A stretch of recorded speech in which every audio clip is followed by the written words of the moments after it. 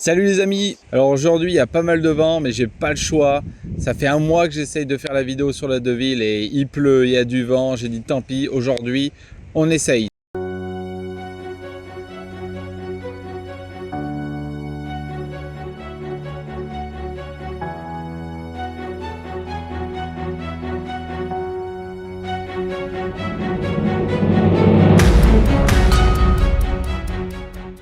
Alors aujourd'hui on est là pour tester la 650 Deauville.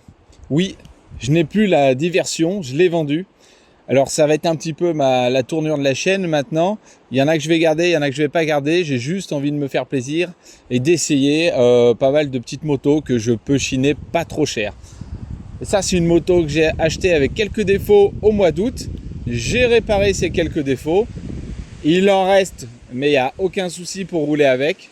Et on va parler de tout ça tout de suite. Donc c'est une Honda 650 Deauville de 1998. Voilà, l'année de production de la 650, c'est 98-2006.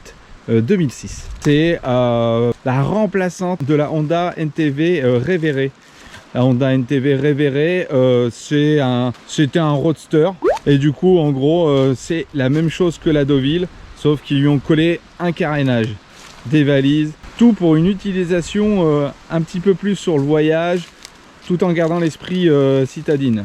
Alors on est sur un moteur, c'est un bicylindre en V, voilà, qu'on voit caché derrière.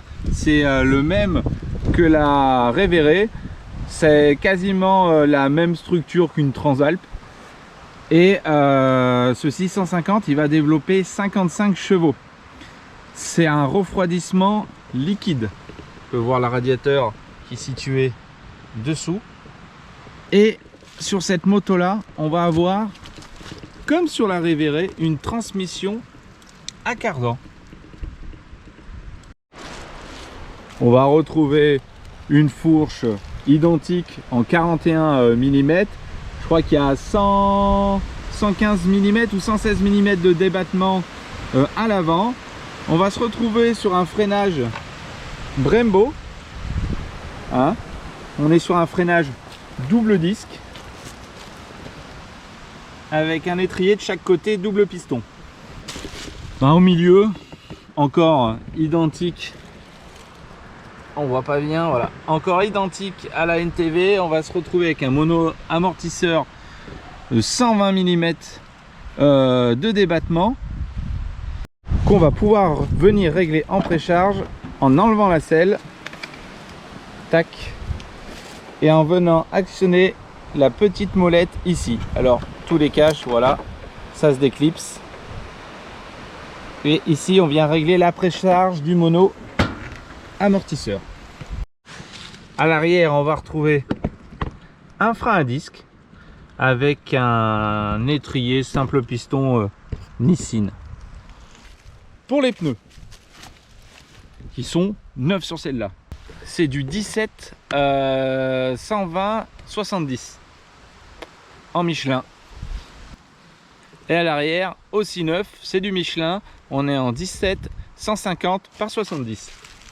Rapprochons-nous du poste de pilotage. Donc sur le réservoir, on va être sur un réservoir de 19,5 litres. Je crois qu'il y a 3 litres et demi de réserve grosso modo. Moi je fais à peu près aux alentours de 320 km avec. Eux ils donnent cela pour une consommation de 7 litres au 100.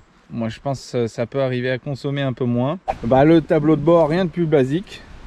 On va avoir notre compteur de vitesse et notre contour l'un à côté de l'autre, et bien dirigé en direction du pilote. Il n'y a vraiment pas le guidon, pas de câble, il n'y a rien qui gêne devant. Ici on va retrouver nos voyants, le niveau d'huile, les clignotants, le neutre, hop, voilà, tout ce qu'il y a de plus basique avec une petite horloge en plein milieu. Sur les commandes, pareil, c'est exactement la même chose que la plupart des motos de ces années-là. À droite, on va retrouver les coupes-circuits, le démarrage électrique, la gestion de la lumière. Et de ce côté-là, on va retrouver aussi tout ce qui est lumière, clignotant, klaxon et starter. Et pas comme sur la diversion, hein, c'est une des rares motos de cette époque qui possédait la diversion les warnings. Ici, on va pas la retrouver. Dommage pour une petite moto qui est fait pour le voyage, mais aussi bien la ville. Alors, la seule chose qu'elle ne partage pas avec la Honda Reverie, c'est son poids. Effectivement, ici, on va tourner tout plein fait aux alentours des 250 kg, ce qui est quand même 15 kg de moins qu'une diversion. Mais il me semble que la Reverie doit tourner autour des 218-220 kg. Ce qui fait la spécificité de cette Honda Deauville, de cette petite routière, c'est son carénage rempli de rangements. Pour une petite moto de ce gabarit là, franchement c'est top. On va retrouver une boîte à gants fermant à clé de ce côté-ci. Voilà, on range portefeuille, papier, voilà, cadenas, antivol, tout ce qu'il faut. Une autre boîte à gants de ce côté en version souple. Ici, de la même taille, même profondeur. Celle-ci ne ferme pas à clé. Et ce qui fait la spécificité de cette Deauville, c'est ces top cases intégrées dans le carénage.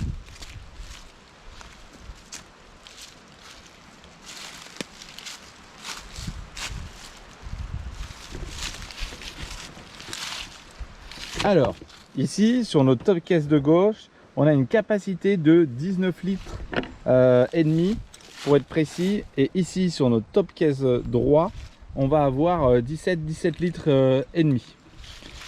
Les deux top cases se déverrouillent et se verrouillent par la même occasion sur la même serrure. Donc ici, hop, je vais déverrouiller mes deux top cases. Hop.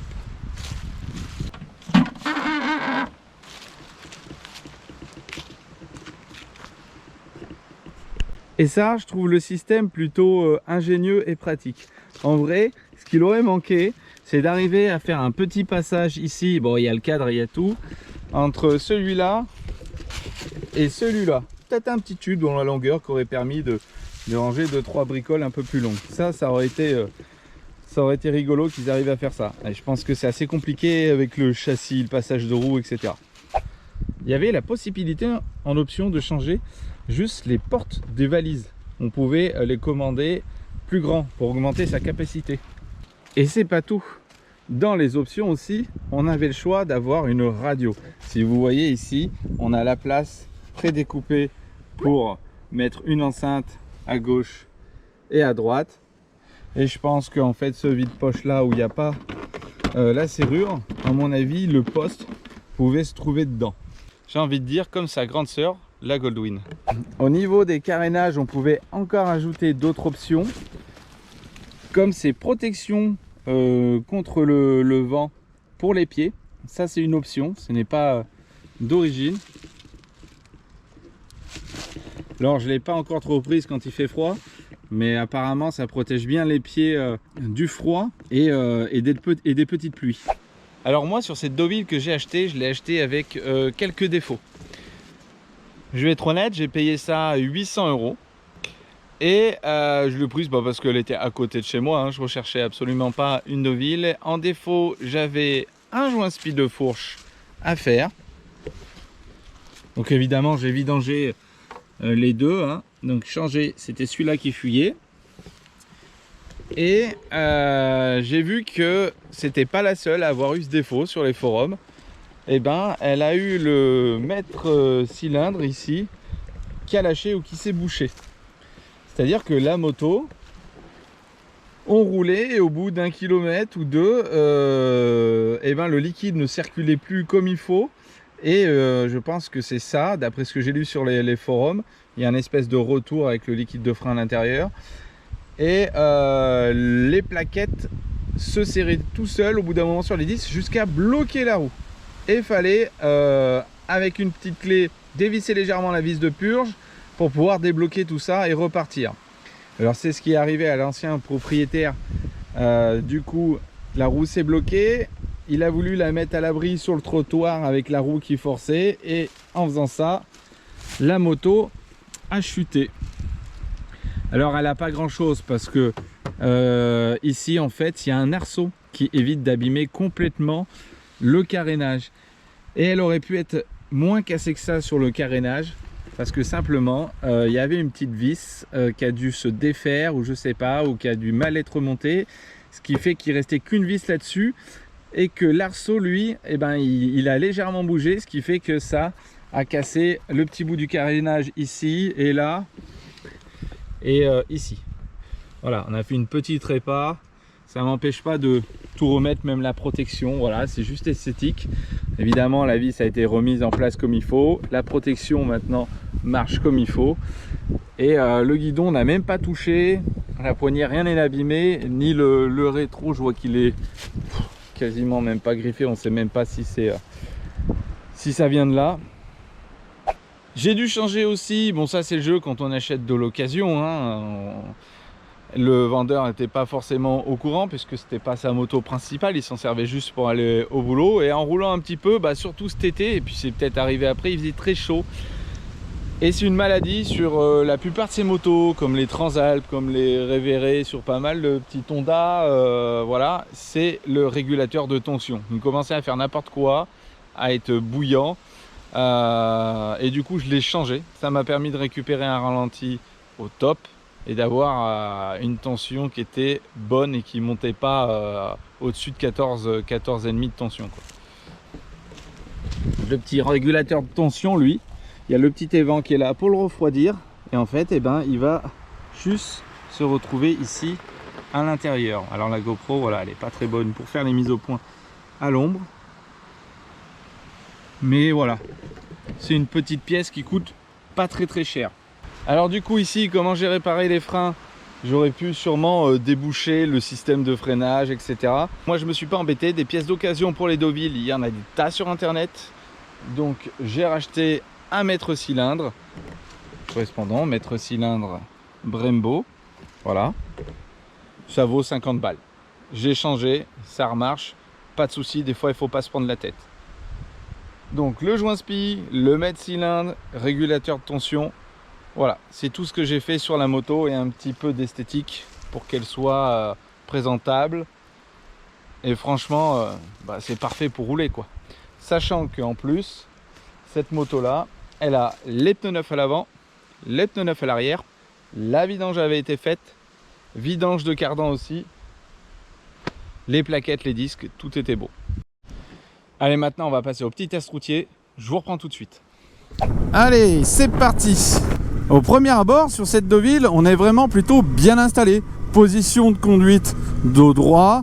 Le réservoir est pas trop long, ce qui fait que on est vraiment pas loin du poste de pilotage.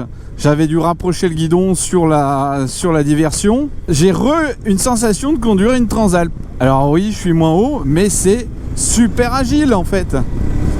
Là, on est sur des petits virages.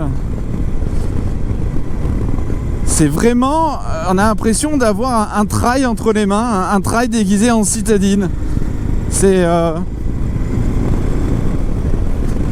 hyper maniable, hyper smooth. Alors le moteur est assez cool, hein, avec ses 155 chevaux.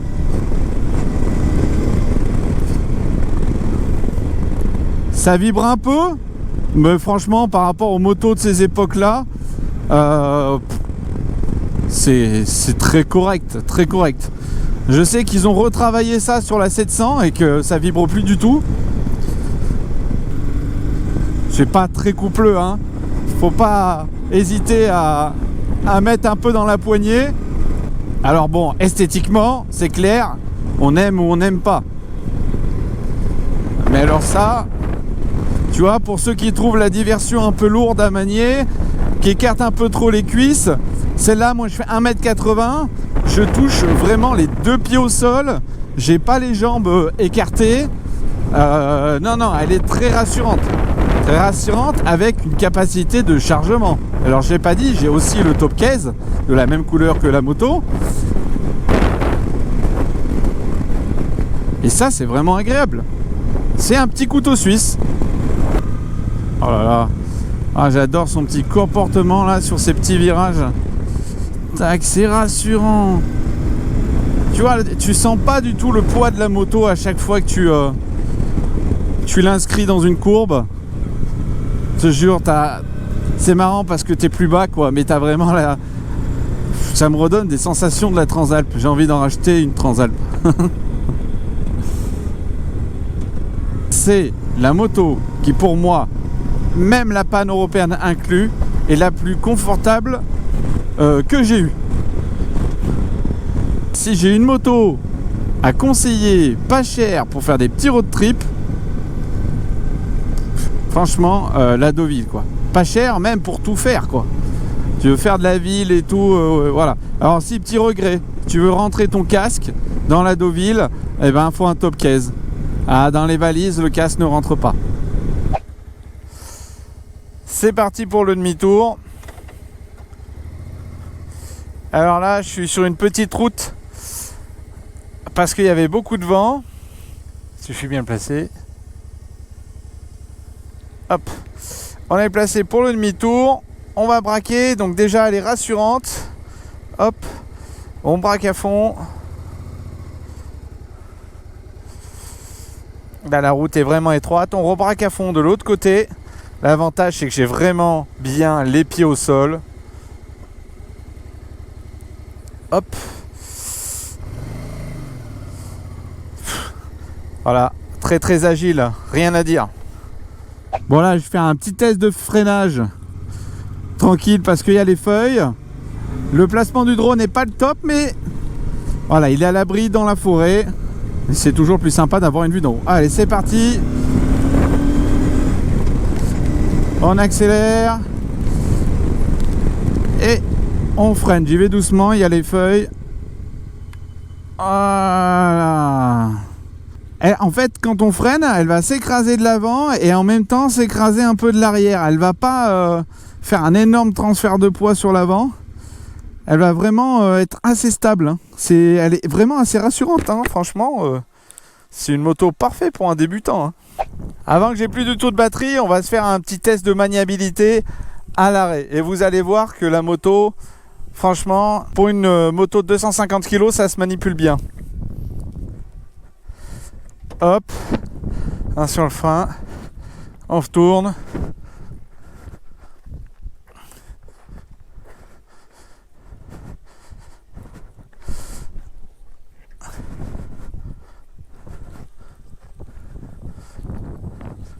Regardez. Comme la moto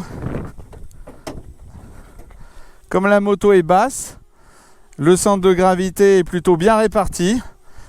Et elle est assez simple à manipuler. Regardez, une fois dessus, je fais 1m80, j'ai les deux pieds au sol. Franchement, c'est vraiment l'idéal.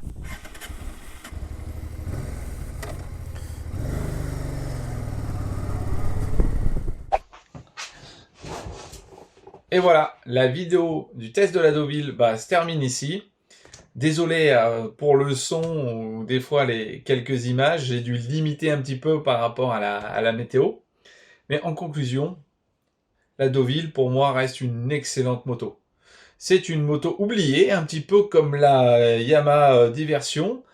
Et c'est plutôt bien puisqu'on peut encore l'avoir pour des budgets très raisonnables. Hein. Un bon modèle, on va le trouver entre 1500 et 2000 €, et ça c'est parfait. C'est une moto idéale aussi si on veut partir en road trip, voyager loin, pas loin, si on veut faire son trajet travail et qu'on travaille en ville, la moto est parfaite pour ça. C'est un vrai petit couteau suisse, elle est agile, elle se balade, elle se manipule relativement bien. Si vous avez aimé ce petit test, n'hésitez pas à vous abonner en bas à droite, à liker la vidéo ou à partager. C'est gratuit. Et puis nous, on se retrouve la semaine prochaine pour que je vous présente le nouveau projet. À la prochaine, bye bye.